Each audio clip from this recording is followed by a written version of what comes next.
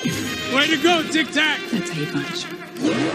Wakanda forever! Nah, you wouldn't have heard of me. Let me put you on hold. Dance off, bro! He's a friend from work! I can do this all day. Yeah, I know. What up, guys? It's Dom, and welcome back to another TV show review. Today we are going over and ranking Daredevil Season 2. So unlike Season 1, I did have a few things that I wasn't the biggest fan of in Season 2, but even with all that included, it is still an amazing season. This season was still absolutely incredible, so let's go over why with the 7 essential aspects of a TV show. The first essential aspect is plot. So the plot is actually the part that did bother me a little bit, and that it's not a big issue, it's just something personally. They have two different plots, which I enjoyed both. I just feel like they could have saved the smaller plot for a different season and kind of grown upon it, because there was one plot that included the Punisher, and then there was another one that included Elektra and the Hand. I feel like if the one with the Hand and Elektra and that entire plot point was moved to a different season so they can focus more on just the Punisher, as he was, at least to me, the more entertaining, the more intriguing character with the more interesting story, it would have been less clunky, because it felt like one episode was this, one episode was that, and then they went back to this, and then they went back to that. And that is fine. It still worked. It was still very enjoyable. I still fully was able to comprehend everything that was going on. But as someone that doesn't already know some of the things that have happened, it might get slightly confusing. I feel like that's personally, I've never experienced it. That's just my assumption based off of how they structured this plot. But regardless, both are very entertaining. Both are very good plots. I just wish maybe the writing was slightly better in actually making it a little more coherent, or just completely taking that second plot, putting it in a new season, and then that would have cleared up all the problems of overlapping. The second essential aspect is attraction. Like I said in my previous review, if you love Marvel, you will love this show. It's clearly as that. You'll love this season just as much. With all the new characters included, you will probably enjoy it even slightly more, possibly. But when it comes to the actual attraction level for the general audience, I feel like this is a good Marvel one to start off on, especially if you, for example, like DC a little more, because it is a darker show.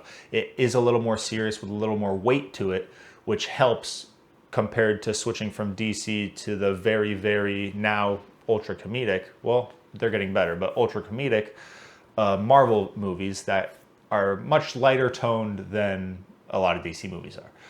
But even if you don't like any superheroes in general, I feel like going to a street level character like Daredevil is a good start, because it's something you can easily fall in on. There isn't all these different magnificent superpowers being used all the time. No, he is just a fighter that happens to be blind, that has increased senses due to his blindness, which helps him fight crime. It is very simple. It's a very simple story to follow, and with the level of acting in all of these movies, I can't imagine you won't enjoy, or all these shows and seasons, I can't imagine that you won't at least enjoy this show.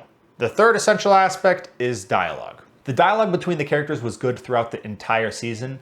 The one piece that I want to talk about the most is between Daredevil and the Punisher. I think the connection they have and the conversations between them are on a whole nother level as everyone else. I think their conversations, I mean, also Daredevil and Elektra's, they also had really good conversations that felt real, that felt emotional.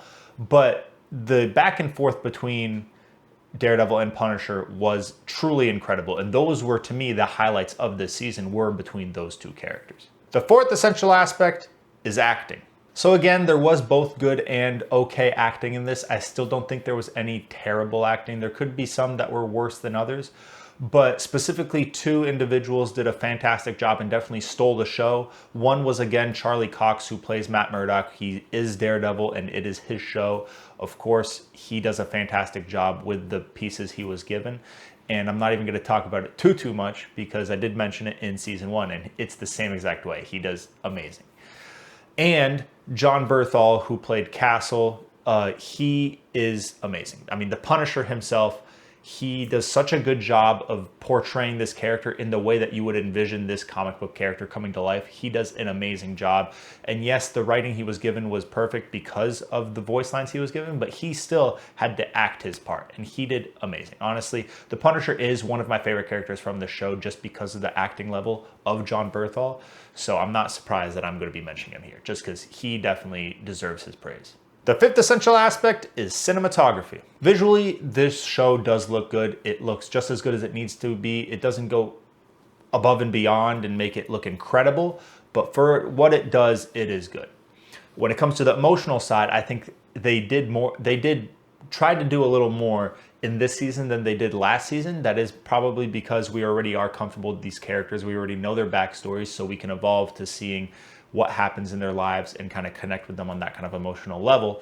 And especially with Elektra coming in, one of Matt Murdock's previous love affairs, it adds this new element of a love interest to his life that you can now follow and connect with on that same level that he does. So I think emotionally they did better in this season just because they had those pieces to work with, and especially with Frank Castle's story, it does get emotional. You do feel for him, even though he's just now appearing on screen. So I think cinematography-wise, they did really good. The sixth essential aspect is soundtrack.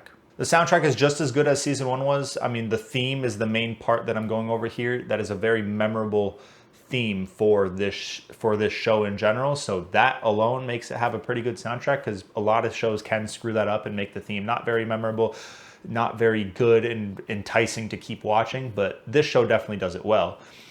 And throughout the show, throughout the season, they had the same kind of soundtrack as season 1 have, but also as a lot of Marvel movies do have, where it is just, it gets you to feel the same kind of emotion that is happening on screen. If there is people being scared, it might have something that might be a little more scary. Same with sensitivity and emotional and just overall action. They want you to feel the same way that the characters are feeling. And they do a good job with getting that done, at least. But definitely the takeaway is very memorable theme song for this show. So that is why it's a good soundtrack. And the seventh essential aspect is time. I definitely think season 2 is memorable, especially out of the first two. I think it's not as memorable as the first season because that is the introduction and it is the better season in my opinion. I do think I would remember season 1 over season 2, but I remember both very, very vividly. It is just a good season. It's a good experience. You will enjoy watching it no matter what. So that to me means it definitely does stand the test of time. Now, onto the rating. So I'm going to give it an 85%. I think it's almost to the same level of season 1, which I put at a 90. It is just that missing that structure in the plot that I was hoping for. Now, that is the only thing that I honestly see wrong with it. On all the other levels and all the other essential aspects, I didn't see many issues at all. So for me, that 5% is really just docked by the plot not being fully comprehensible to the average viewer, most likely. And finally, the rankings. So individually, it's going to be second, below season 1. Now, I did mention this. I do believe that season 1 is the better season. I think it is just better put together, and with the actual origin story aspect of showing how Matt Murdock became Daredevil, it is just a slightly more intriguing story. And I definitely do think Kingpin is the best villain that we've gotten so far. Out of all the ones introduced in both seasons, I think Kingpin is the one to look out for. So of course he was the main villain in season 1, so he is the one that I'm going to be focused on. Now the Punisher, he did go off and make his own show. I've actually never watched it. I'm not sure if it's good or not, but his character is what made this close, because his acting level was almost on the same level as Kingpin's actor. So for me, I thought it was decently easy, but it is definitely a close second. And in all time, it's going to be second, above Blue Mountain State and below House. Now, this season 2 was all it needed to bump it over Blue Mountain State. Last time, with just the first season, I put it right below it. But as I said, all it needed was that extra little bit to have way more to offer. And I do think that the 2 seasons of Daredevil so far are better than the 3 seasons of Blue Mountain State. I think the plot just is more involved. It has more going on. You get more connected to the characters. Of course, you do in that show as well, but the plot that Blue Mountain State offers isn't really much. It's just something else happens every single episode, and it doesn't really get connected until season 3. So I do like the connectivity of both first seasons of Daredevil. So that is why it's going to be above that. And I still don't think that these 2 first seasons are enough to really fight a battle with season 1 through 8 of House. I mean, House has 8 seasons, and yes, the seasons do slowly kind of go down and then go back up and go down in House, but it just has so much. It has so many episodes and so much involvement with so many different characters that if you've watched the whole thing like me, you are connected with every single one that passes by. And that's just something the show does really well, especially with such a simple concept of being a medical show. It just has so much. So I can't see myself putting the first 2 seasons of Daredevil over House, but I've seen Daredevil before, and I do think that after season 3, I will consider putting it above it. Just because with all 3 seasons put together and with a nice solid ending on it, it will overpower even the 8 seasons of House. That's all I have for Daredevil Season 2. If you guys enjoyed this review, make sure to leave a like and subscribe, and make sure to comment what TV show or movie you want me to review next.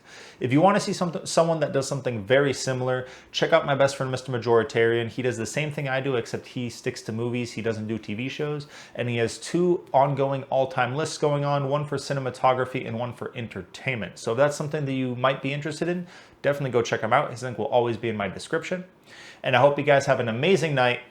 Peace out.